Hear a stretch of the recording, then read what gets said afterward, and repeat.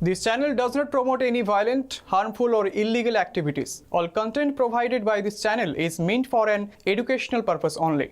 আবারও মালদায় বোমা বিস্ফোরণের ঘটনা। বোমা বিস্ফোরণে গুরুতর আহত দুই নাবালক। ঘটনাকে কেন্দ্র করে ব্যাপক চাঞ্চল্য মালদার রতুয়া থানার চাঁদমুনি 2 গ্রাম পঞ্চায়েতের হলদিবাড়ি গ্রামে। গুরুতর আহত অবস্থায় দুই নাবালককে উদ্ধার করে রতুয়া গ্রামীণ হাসপাতালে নিয়ে আসা হয়। তবে আঘাত গুরুতর থাকায় দুজনকে মালদা মেডিকেল কলেজ হাসপাতালে স্থানান্তরিত করা হয়েছে।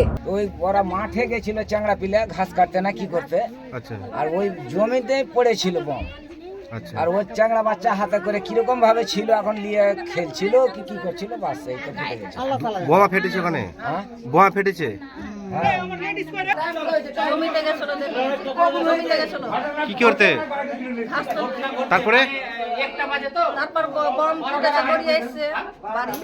বাড়ি থেকে কত দূর? বাড়ি থেকে খানিক চালা। জানা গেছে আহত দুই নাবালক 13 বছর বয়সী সমীর আক্তার, অন্যজন মোহাম্মদ ইমতিয়াজ, বয়স 9 বছর। স্থানীয় সূত্রে জানা গিয়েছে বৃহস্পতিবার দুপুরে বাড়ি থেকে প্রায় 500 মিটার দূরে একটি ভুট্টার জমিতে ঘাস কাটতে গিয়েছিলেন এই দুই নাবালক। তখনই জোরালো বোমা বিস্ফোরণ হয়। বিকট শব্দে কেঁপে ওঠে গোটা এলাকা। তড়িঘড়ি স্থানীয়রা ছুটে গিয়ে দেখেন দুই নাবালক রক্তাক্ত অবস্থায় পড়ে রয়েছে। তড়িঘড়ি তাদের উদ্ধার করে হাসপাতালে নিয়ে আসা হয়। তবে কি কারণে বোমা এলাকায় মজুত করেছিল কিছুই বুঝে উঠতে পারছে না এলাকাবাসী।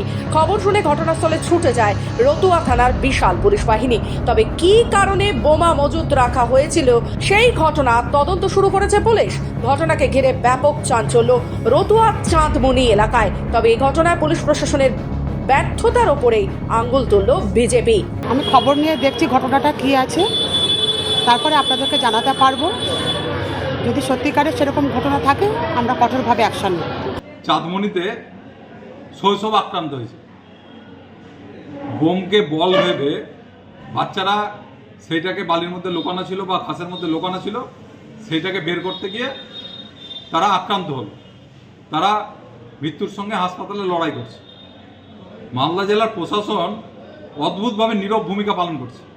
এত অস্ত্র উদ্ধার হচ্ছে, এত হত্যাকাণ্ড হচ্ছে, এত বোম উদ্ধার হচ্ছে, কিন্তু পুলিশের ভূমিকা নিয়ে মানুষের মনে প্রশ্ন উঠছে।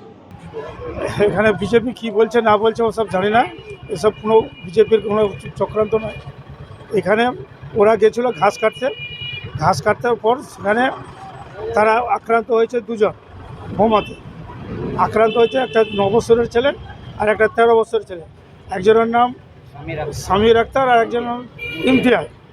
দুজনকে দেখে আসলাম, তারা এখন বর্তমানে সুস্থ আছে, কোনো অসুবিধা নাই।